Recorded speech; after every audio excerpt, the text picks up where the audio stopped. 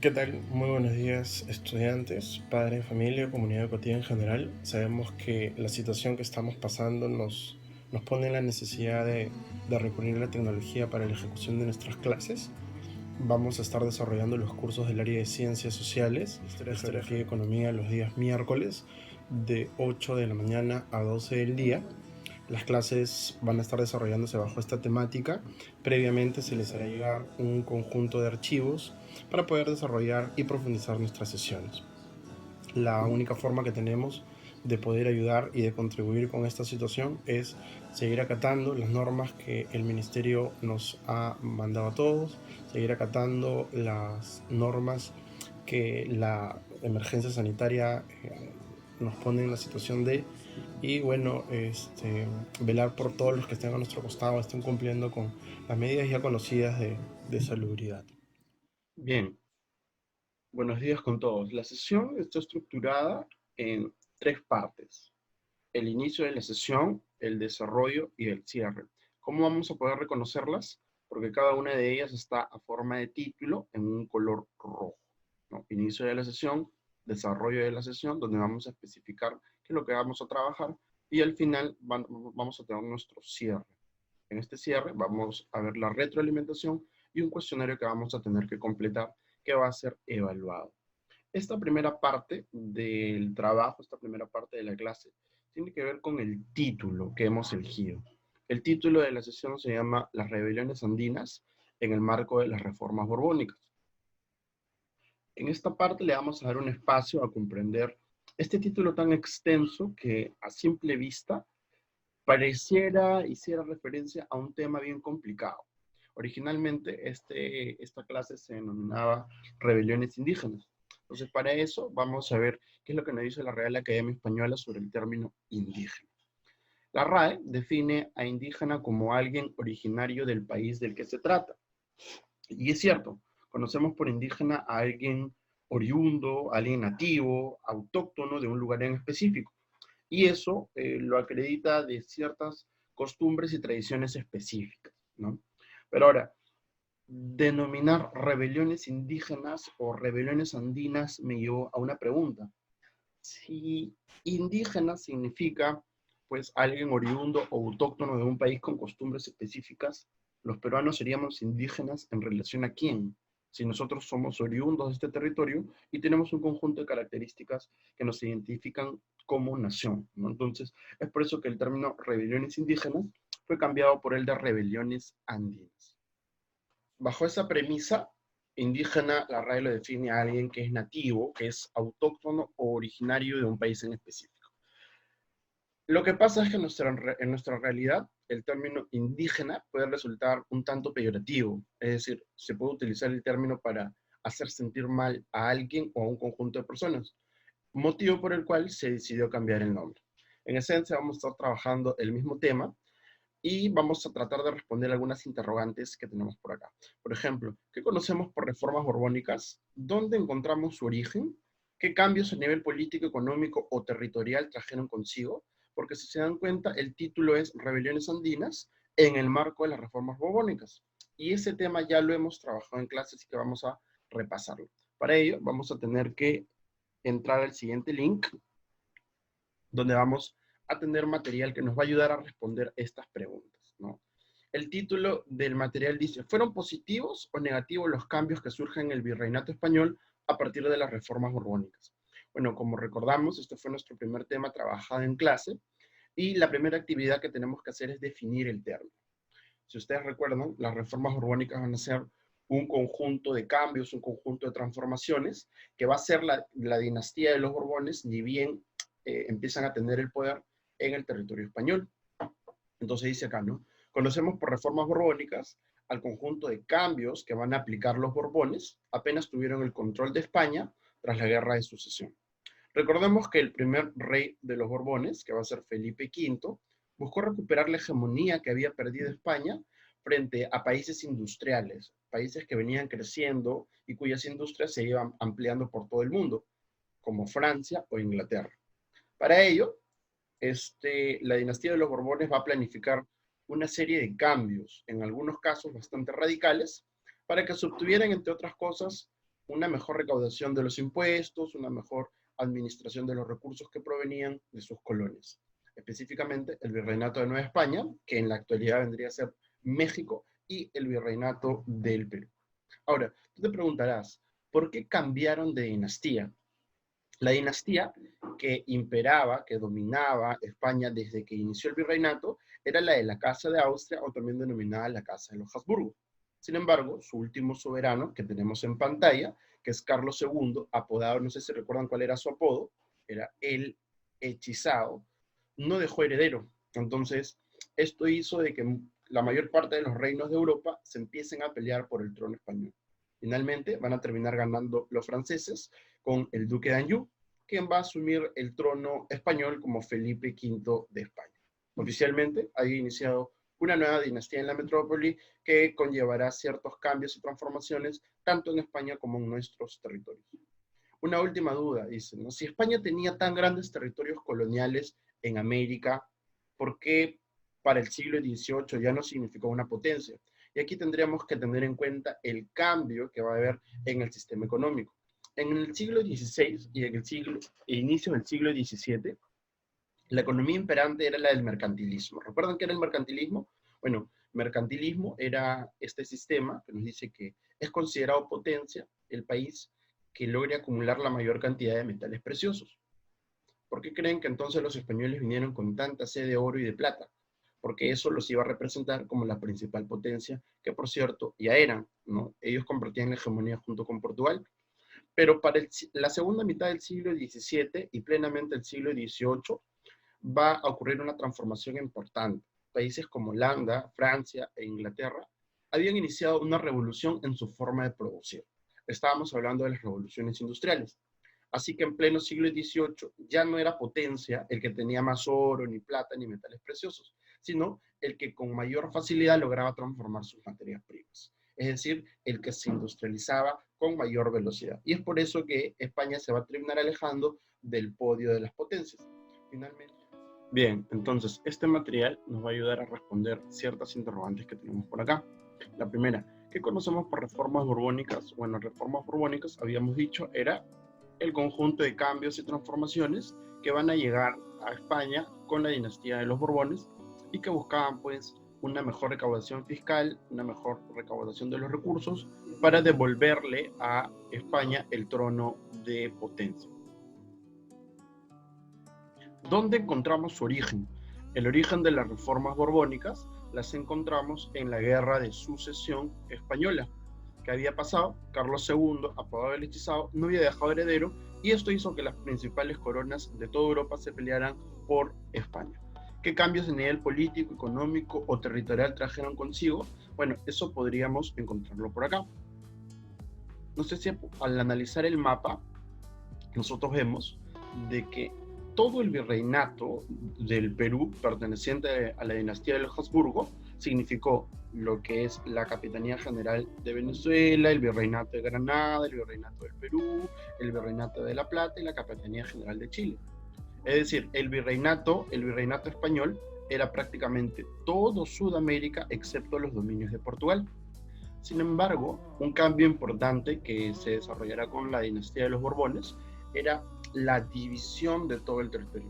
¿Qué pasa? Cuando el territorio es muy extenso y es muy grande, la administración es mucho más baja.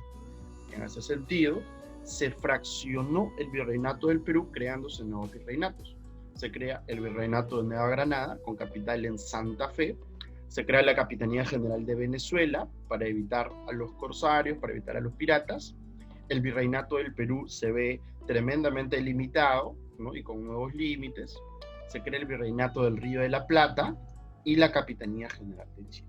Básicamente son los cambios más importantes que se van a dar en el plano territorial, ¿correcto? Contrastemos los siguientes términos. Revolución y rebelión son términos que a menudo hemos venido escuchando y que cuando los analizamos son totalmente distintos, ¿no? Revolución. Una revolución, dice, es un cambio o transformación radical respecto al pasado inmediato que se puede producir simultáneamente en distintos ámbitos, social, económico, cultural o religioso. Mientras que una rebelión, por lo tanto, es un rechazo a la autoridad, Revolución y rebelión son dos términos que hemos venido escuchando a lo largo del tiempo, pero que tienen significados totalmente antagónicos.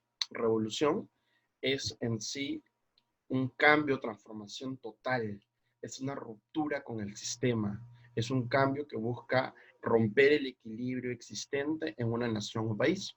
Sin embargo, rebelión no es tan complejo como una revolución. Una rebelión, por lo tanto, es un rechazo frente a un problema que está existiendo dentro de un sistema, ¿no? Para ello, tendríamos que analizar, ¿no?, los anexos que tenemos en la última página. En la última página tenemos el anexo 1, 2 y 3.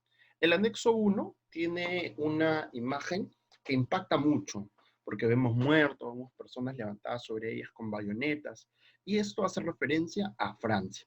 Cuando Francia finalmente derroca el absolutismo monárquico de Luis XVI y se convierte pues en una Francia libre del absolutismo. En este caso tendríamos que completar en este espacio la Revolución Francesa, que por cierto se va a dar en el año 1789. En el segundo anexo tenemos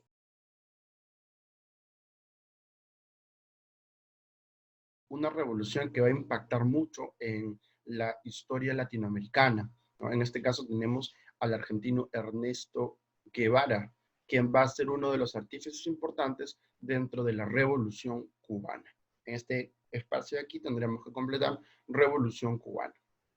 Finalmente, en el anexo 3 tenemos a Vladimir Ilich Ulyanov, a quien comúnmente conocíamos como Lenin, quien va a ser uno de los artífices más importantes de la Revolución Rusa.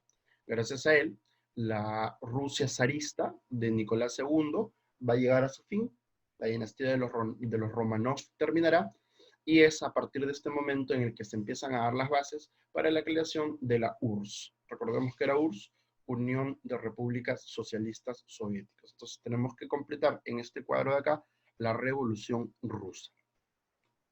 Bien, en la segunda parte de la sesión, que ya ingresamos al desarrollo de la misma, podemos decir que el año 1780, el sur andino del Virreinato del Perú y la región del altiplano, conocida como el Alto Perú, que ya desde 1776 formaba parte del Virreinato del Río de la Plata, se vieron convulsionados por una rebelión sin precedentes, sin antecedentes, que hizo de alguna forma tambalear los cimientos de poder de las autoridades españolas coloniales. Nos estamos refiriendo entonces a la agitación general que se apoderó del sureste andino a fines del siglo XVIII y que ha sido gruesamente identificada como la rebelión de Túpac Amaru II.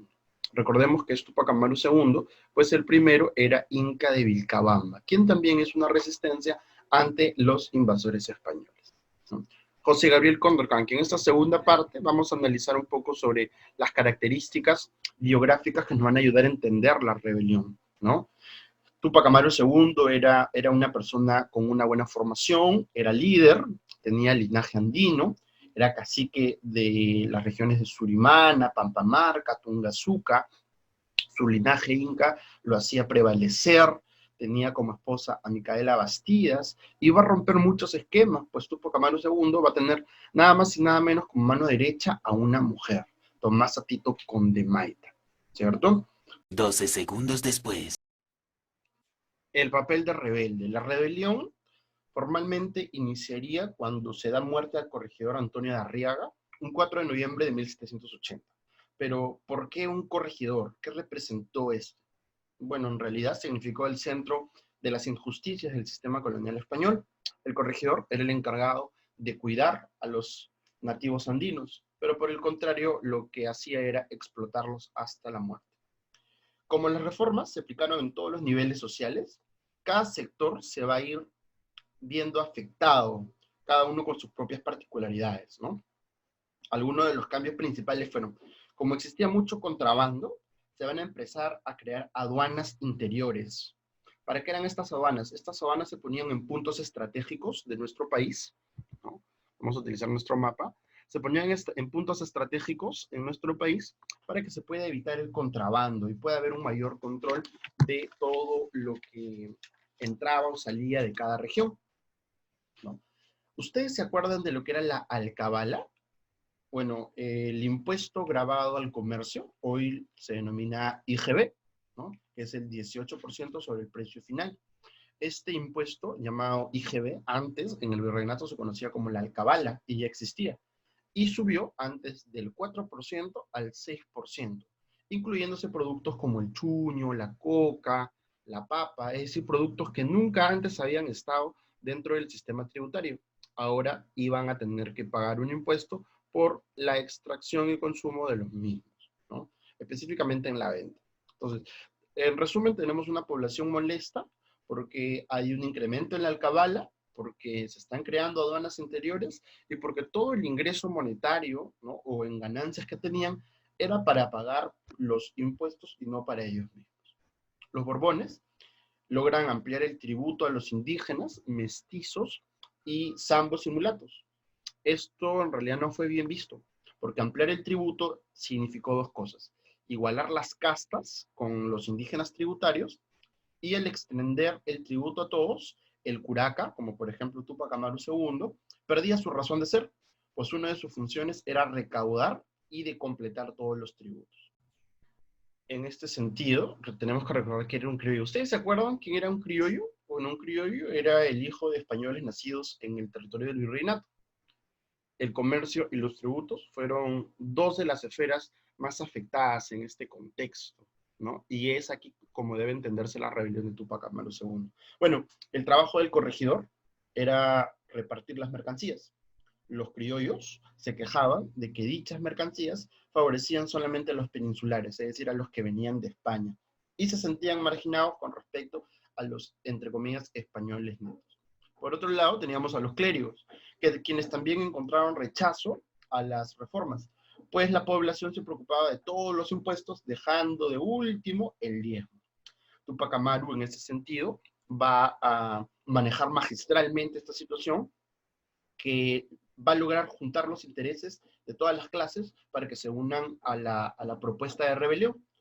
A los criollos les prometió mejor reparto, no aduanas, bajar la alcabala, cosa que les convenía mucho.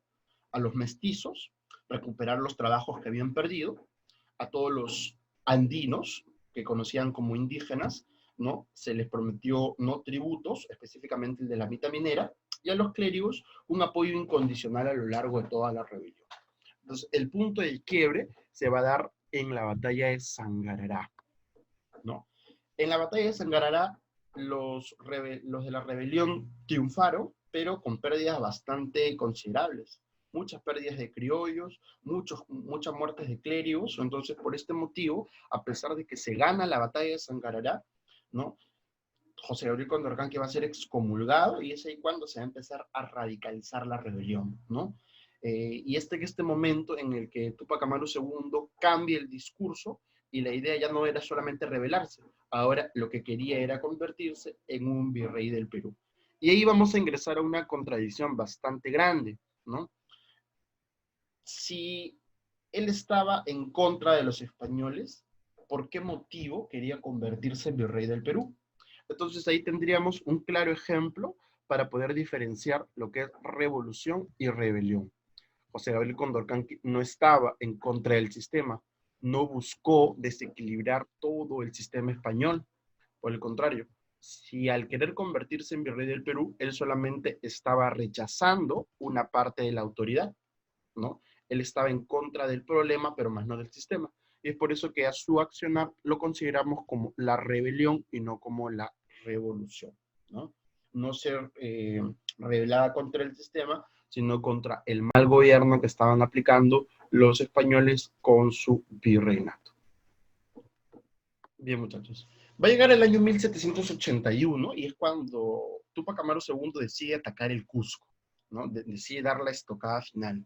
Pero va a ser finalmente derrotado y capturado, ¿no? Fue ejecutado junto con su esposa, sus hijos y los curacas aledaños que lograron apoyar en la rebelión. Una de las consecuencias más importantes va a ser el colapso demográfico. Con toda la rebelión hubieron bajas de hasta 100.000 personas. Y es en este momento, después de la rebelión de Tupac Amaru II, en que los españoles van a empezar a tomar medidas radicales frente al miedo de otro levantamiento. y estas consecuencias van a ser atroces. Por ejemplo, se prohíbe todo tipo de manifestación que se relacione con el pasado incaico. Se va a prohibir la lectura de los comentarios reales. ¿Ustedes se acuerdan de quiénes eran los comentarios reales? Bueno, se van a prohibir. Todo título que tenga que ver con el incanato se prohibió, se eliminó, por ejemplo, entre ellos el de Curaca, y hasta se prohibió hablar el quechua. Todo aquel que hablaba quechua iba preso, ¿no? Entonces, es en este momento en el que los españoles se dan cuenta que los corregidores no estaban haciendo bien su trabajo y van a decidir reemplazar los corregimientos por las intendencias. Para finalizar, vamos a tener que retroalimentar lo que hemos aprendido. La primera pregunta dice, ¿bajo qué contexto se deben estudiar los levantamientos andinos estudiados? Y ya sabemos de que el contexto en el que se deben estudiar son las reformas borbónicas. La segunda pregunta dice, ¿por qué es importante el papel histórico de Juan Santos Atahualpa o Túpac Amaru II? De Juan Santos Atahualpa hemos hablado poco o nada y habrá tiempo de hacerlo, pero vamos a considerar de que Juan Santos Atahualpa es reconocido por su resistencia andina en la selva central de nuestro país, específicamente en el Gran Pajonal, ¿no? A través de la guerra de guerrillas, ¿no? Logró una considerable baja de españoles en esta parte del Perú. No se olviden. Vamos de nuevo a la pregunta que dice, ¿por qué es importante el papel de Juan Santos Atahualpa o el de Túpac Amaru II? Bueno, básicamente podríamos responder de que es importante su rol en nuestra historia porque va a incitar a la independencia de nuestro país. ¿Consideras que en la actualidad somos realmente independientes? Bueno, esta es una pregunta que cada uno de ustedes debería hacerse.